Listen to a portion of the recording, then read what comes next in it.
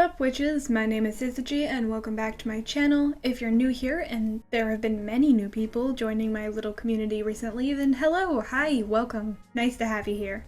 Before we get into things, I just want to thank everyone for their kindness and support. The channel has been really growing and I'm excited to see some new faces, so thank you if you've left comments or have just been around and supportive of me in general. Along with the new subscribers I've been getting, many people have been asking me if they can draw fan art, and I just wanted to say, first of all, holy heck, you guys actually want to draw fan art for me? That's amazing! And second of all, you sure can. Feel free to draw any of my characters or my persona, just make sure you credit me as the creator of the characters if you decide to do so. Also, if you do draw me anything, I would love to see it. So to get me to see it, you can just @ me or tag me on whatever platform you post it on and I should get a notice for it. Also, I should probably just note here that if you want to draw an NSFW art for me, then that's completely fine too. Just don't @ or tag my main account. My Not Safe for Work Twitter is linked in the card link in the description. Please send it there and not to my main account because that's a Safe for Work account and I don't want it there. Anyway, it's just crazy that people like me enough to spend time drawing for me at all. It means a lot. Okay, so one last announcement before I get to the meat of this video. I put up a poll on my Twitter, which you can see here on the screen, where I asked you all what I should do with my persona. Lately, I've been wanting to update and change the whole aesthetic and style of my channel, so I either want to switch my persona to my character Ophelia, or I want to change the art style in which I draw Syzygy in and, you know, make them kind of more like how I draw my chibis, and I'd probably also change their outfit too. So the poll on my Twitter about this is up for a few more days, and if you want to have a vote on what you think I should do, make sure you go over there and pick an option. The link to the poll is in the description. Alright, with all of that out of the way, let's get into the main topic of this video. This one ableist middle school teacher that I had for 3 whole years. Now, I believe I've already spoken about how my school system was laid out growing up in past videos, just because I've heard it is incredibly different from how other countries structure their school systems, and also because apparently my district was different to schools even here in the US, but I'll explain it here again, just in case you haven't seen my past videos. Okay, so my school system was like unnecessarily complicated when I was growing up. Initially, I started out going to a school that held grades from kindergarten up to 4th, but at the end of my 4th grade year, the district decided, hey, let's tear this school down, turn it into a preschool, and make everything convoluted. The district was then reconstructed into 5 different schools. A preschool, an elementary school for kids kindergarten through 2nd grade, an intermediate school for kids 3rd grade through 5th grade, a middle school for grades 6th through 8th, and finally a high school for grades 9th through 12th. This story takes place from 6th to 8th grade, in middle school. Ah, middle school. Only the best years of everyone's life. So from what I've heard from my online friends, many middle schools and high schools had what is called a homeroom class, which is generally the first class of the day. The teacher in this homeroom class would generally be the one to take care of the parent-teacher meeting stuff, keep track of your grades, and all that sort of jazz. But no, not my middle school. For whatever reason, the absolute geniuses running the school district decided that it would be a much better idea to have a whole separate class and entirely separate teacher to take care of these advising duties. And this class and teacher combo would be called your advisory class and your advisor. People that didn't live through the brutal torture of an advisory class may be like, well, gee, that might be a great idea. Just a teacher that's supposed to keep track of your grades and meet with your parents and advise you. And yeah, maybe that sounds like a smart idea on the surface, and some advisory classes very well could have been valuable, but mine in particular, well, it spawned this video, so how do you think it went? On the very first day of middle school, the very first day I ever walked into this woman's classroom, it was like we were destined by the cosmos to despise each other. Let me explain. Leading up to the first day of school, we had to attend this school orientation thing where the administrators would take your picture for your school ID, where you would get your locker combo, and also where you would get your class schedule. On my schedule, it read that my advisory teacher was named Mrs. B, and then I was provided with her class number. So fast forward like a week later, I've just gotten to the school for my first day and I go to the classroom written down on my schedule. I walk in and lo and behold, I'm greeted by a still image on the document camera that just says, "Welcome to Mrs. G's classroom." For a second, I thought I walked into the wrong classroom, so I walked back out, and what do you know, the number on the door is the same that was on the paper. So I walked back into the classroom and then asked the teacher in there, hey, do you know where Mrs. B's classroom is? And so she's working intently on her computer, she doesn't even look up at me, and in response she just mumbles something all dismissive sorry, no, I don't know. Then she just continues working. Of course, I'm a little annoyed, so I just walk back out and start searching. reading all of the names on the doors until I get to the opposite end of the hall. And I start to panic a little bit because time is ticking down and my autistic ass could not, and still cannot, handle being late to anything. So I rush up to a random teacher and frantically ask him where Mrs. B's classroom is. Keep in mind, this is not something that's easy for me to do. I didn't much like talking to people to ask for help as a kid, and I still really don't. I'm so socially anxious that I will happily walk around a store for 45 minutes until I find an item that I'm looking for, as opposed to walking up and asking an employee to save time. But anyways, I just quickly ask where the classroom is, and then, I shit you not, he tells me, "Oh, yeah, Mrs. G is actually the correct teacher you're looking for. She changed her surname back to her maiden name recently." So, yeah, the next 30 seconds was just me speed walking down the hall lest I get arrested and slapped in cuffs for running. Then I sat down just a few seconds before the bell rang. Next thing you know, she steps up to the front of the class and says, oh, I gotta figure out a voice for her, I'll go with my classic Fluttershy voice. "Hello class, I'm Mrs. G. I know your schedules say Mrs. B, but my name has since been changed. Don't worry, you're in the right place." And I was livid. Her being so dismissive that she couldn't even recognize I was asking her about herself, you know, like Mrs. B, which she should have recognized as her own previous name. Well, that was just the beginning, my friends. That was just the beginning of this lady. After this point, things in my advisory class went relatively smoothly through the rest of my 6th grade year, just with a couple more notable events worth mentioning. Near the middle of the school year, the faculty decided to introduce this little thing called, well, I can't say the actual name of what it was called, because I don't want to reveal my old school mascot and school district, so I'll just call it what it was. Intervention time. Intervention was like this 30-minute window of time that we got each day, Tuesday through Friday. Intervention would take the place instead of advisory on these days, and the idea was that on Monday the advisory teachers would find classes where their students were struggling, like if they had missing assignments or a poor grade or something, and then the students would be scheduled to go to this particular class that they were missing work on. The way that the teachers would get the students to go to the classes was that they were supposed to write the name of the class in these planners that the kids had and then sign it. So when you would go to the class, you would just show the teacher at the door your planner and then would be let in. Now, kids like me, who were straight-A students and weren't struggling in any classes, were permitted to go to the fun classes. You could go to the library, the art class, or just hang out in the cafeteria, which they just called the study hall. I would always choose to go to the library because I liked to read in the library and also just let me sit around and draw on the days that I didn't feel like reading. She was nice. The reason I mentioned intervention time is that Mrs. G could not fathom that I had straight A's, no missing assignments, and just wanted to go to the library to read. Like, she could not wrap her skull around that. On Mondays, the advisor would look over each student's grades and assign them a class to go, and when Mrs. G got to me, every single time, she would get angry at me for not wanting to go to a maths or an English class or something. I would say, "Hey, I want to go to the library," and she would fight me about it every time.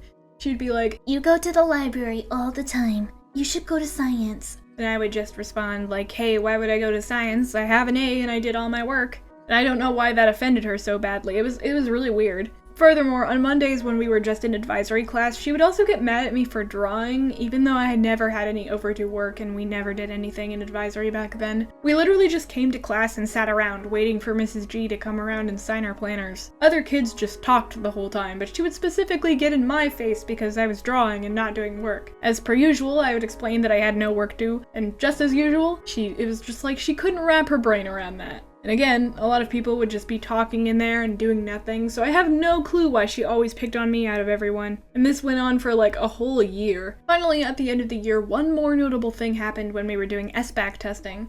When I once asked my online friend from another state if he ever did SBAC testing as a kid, he said no, so I'll just explain it.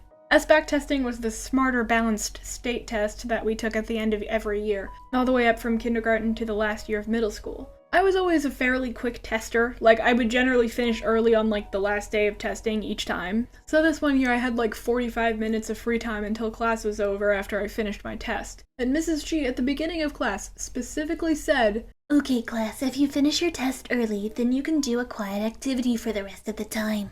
So me being the crazy art girl, I took out my sketchbook and my Tombow markers and went to work on some art. Like 2 minutes later, she tapped me on the shoulder and was like, "You can't do that." I was really confused, and I'm just like, what? Why? She goes on to tell me that I need to do schoolwork. I tell her that I don't have anything due. She does like this sly little smirk at me and then walks over to her computer, like presumably to check my grades and missing assignments, like she thought I was lying about not needing to do anything. Obviously, she found that there really was nothing I needed to do, so she wasn't smiling when she came back over to me. Well, you can't do that. But I'm finished. Well, you can't. You should just work on upcoming assignments, okay? I don't have anything else due for a week. Well, work on them anyways. Then I said, no hesitation, I would rather stare at the wall and do nothing. Obviously, she thought I was bluffing or something because she replied with, okay, sure, you can work on your work or stare at the wall. And my smart ass, pissed off at this lady, put my art away and then stared at the wall for a full 45 minutes, just doing nothing. I probably just zoned out and started writing fanfiction in my head. As you do. I also remember the death glare that she gave me when I left class, like, so clearly. It felt so good, honestly. I had won. Probably really petty and stupid, but shh, I felt amazing. And that was pretty much 6th grade year with this lady. She was like a C-tier teacher, like, kind of annoying, but definitely not terrible. I've had worse. Well, I mean, I would have had worse if she wasn't my advisory teacher for 2 whole more years. You know, great. That first year, she was just, like, mildly annoying, but the next 2 years were so bad with this woman that I will just be talking about everything she put me and the rest of the class through. 7th grade orientation happens, and I get my new schedule, and this time it lists my advisor as Mrs. C. And I was like, oh cool, Ms. G must have complained about me or something, and I got my class switched. But lo and behold, I walk into my new classroom on the first day, and it's the same lady. Her name is Mrs. C now because she's married again. It wasn't a typo. So from here on, calling her Mrs. C because she kept that last name for the rest of the 2 years I was her student. So the first red flag was the classroom situation. You see, she no longer had her old classroom anymore because we got a new English teacher hired onto staff that needed it more than she did. So she instead just sort of vibed right into this other English teacher's classroom, this woman's name being Mrs. R. Mrs. R, the English teacher, also had an advisory class of her own, so for the entirety of 7th grade year, it was just like Mrs. C and Mrs. R were passively fighting over who would be able to keep Mrs. R's classroom. It was wild. One particular week, our advisory class would be held in Mrs. R's classroom, and then the next, the class would be held in the library. And no, it wasn't like the switch between the classroom and the library was consistent. We wouldn't just have them like one after another, oh no. It would be completely random for no reason. I have no idea how they chose who got the classroom each week, but I like to think that they had a fantasy-style duel in the cafeteria over it every morning. But anyways, every single morning there would be this whole annoying thing where my class and Mrs. R's class had to figure out where they were supposed to go, all because Mrs. C wanted the classroom and wouldn't just submit to the library, I guess. Aside from that whole clusterfuck of a system, the school introduced a curriculum to the advisory classes, and oh my god, that curriculum was not kind to the neurodivergent kids at the school. Previous to this year, advisory classes were just classes where you would go to do schoolwork, or were classes where your advisor would look over your grades and tell you where to go for intervention. Apparently the school decided that there wasn't enough learning, heavy quotations on that, so they decided to introduce a program called Character Strong, and it was actually god-awful. Essentially, the program had the advisory teacher introduce a new kindness concept to the class each week, and then we would be aggressively encouraged to follow through with that kind act. Also, there were occasionally in-class activities that were all pretty embarrassing and terrible. 2 of the kindness concepts that I remember very vividly were courtesy and compliments. For courtesy, we had this whole, like, elongated lesson about how it was nice to open doors for other people. No, seriously, deadass. Opening doors for people was apparently the only thing that the school faculty was able to come up with on the topic of courtesy. We would have to write a little paragraph on whether or not we would hold a door for someone else that week and why. It was as if they thought we needed it carefully explained to us, a group of early teens on how to open a door. The other lesson that I remember was this one on the topic of compliments, where we were forced to write up like 20 different sticky notes with compliments each, and then we were told to stick them on random people's lockers. As if that's not creepy at all. In this particular case, I actually remember asking Mrs. C, like, what are these things even supposed to accomplish? And she, dead ass, no joke, looked at me right in the eye and said to me that she thought, oh, the compliments would make depressed kids feel better. Like she thought a sticky note with, quote, "you're cool" written on it would cure depression. Literally sharding and crying right now. Why? Now, those things were already stupid and bad, but the worst of it definitely came from the in-class activities. Writing little essay things in our planners about how and why we would complete our kindness concept each week was the easy part of the in-class stuff. The worst of it was when Mrs. C wanted us to get up and quite literally hold hands in a circle and sing together. Like she saw way too much clip art of happy children dancing in the summoning circle and just assumed that's how middle schoolers work. Now for me in particular, these in-class activities were not just embarrassing, but they were also incredibly uncomfortable and distressing. And not just like awkward uncomfortable, but they were genuine sensory distressors. I've mentioned in previous videos that I have autism spectrum disorder, and 2 of my prominent symptoms are severe social anxiety and, even more pressing to this, intense touch aversion. Touch has always been something that I loathe. When people ask me nicely first and I trust them, touch isn't so bad, but when people I barely know or with people that do not ask me first, I'm not an enjoyer of that. So obviously Mrs. C would order us to get up and shake hands, and my response would be like, "Hey, wow, I didn't like that." Okay, so I was actually going to try and explain like the whole Webby handshake to you all, but when I googled Webby handshake to find a picture of what I was referring to, I found a JPEG for a PDF that has the actual direction sheets for the Webby handshake. Like, apparently Character Strong was a program that was not just specific to my old school. Because I found this document for you, I shall read the whole traumatizing thing so you know exactly what the level of shit we were doing was. I know that the JPEG is really crunchy and hard to read, but don't worry, I will read everything, so you don't really have to like read it yourself. Procedure. Show students what a Webby is by pointing to the Webby area in between your right thumb and pointer finger. Have the students point to their Webby and tell them, "Repeat after me. This is my Webby.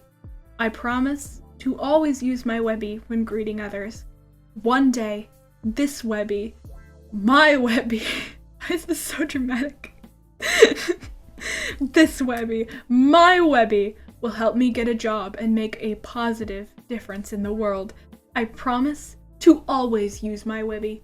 Asterisk. Immediately following the Webby pledge, tell students that they are going to do a 1-minute frenzy where they walk around the room practicing using their Webby, and then after they introduce themselves, they should end the brief greeting with, "Nice Webby," to have fun with it.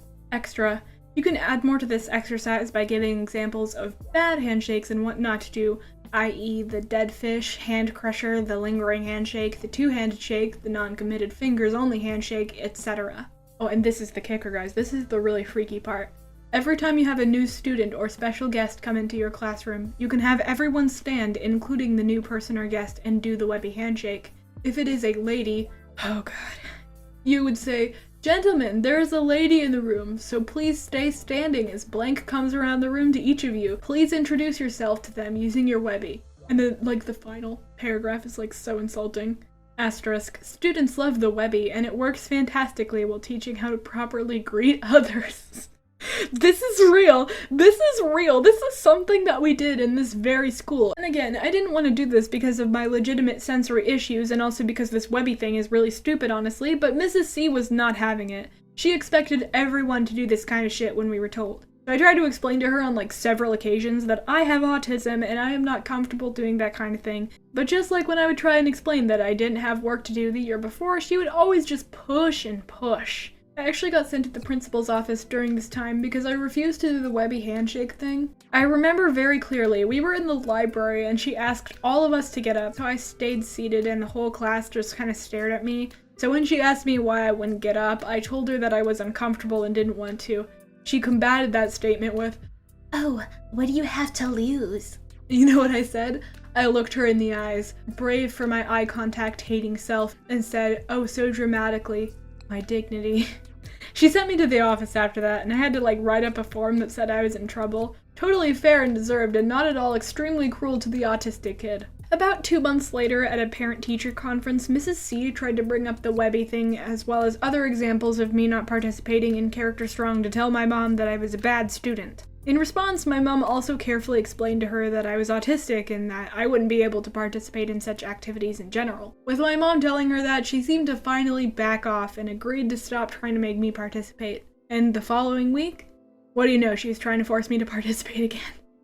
No, like actually, this went on throughout that entire year, with her forcibly trying to break down my boundaries. It was like she couldn't fathom that I had developmental disorder and thought that just like pushing me to join in would cure me or something, like, just like she thought a sticky note could cure depression, I guess. Nothing else happened that year to my memory, so we finally move on to the final year of advisory. Leading up to school orientation, I remember asking the office desperately to switch me to a different advisor, but they refused and I had to continue going to Mrs. C's class. 8th grade year, I was just coming out of a really toxic relationship, and because of my split with that person, my entire friend group was sort of awkward and at odds, meaning that I was already in a pretty bad place and I had very little friends and was just struggling. Advisory class, the perfect environment for me during that time.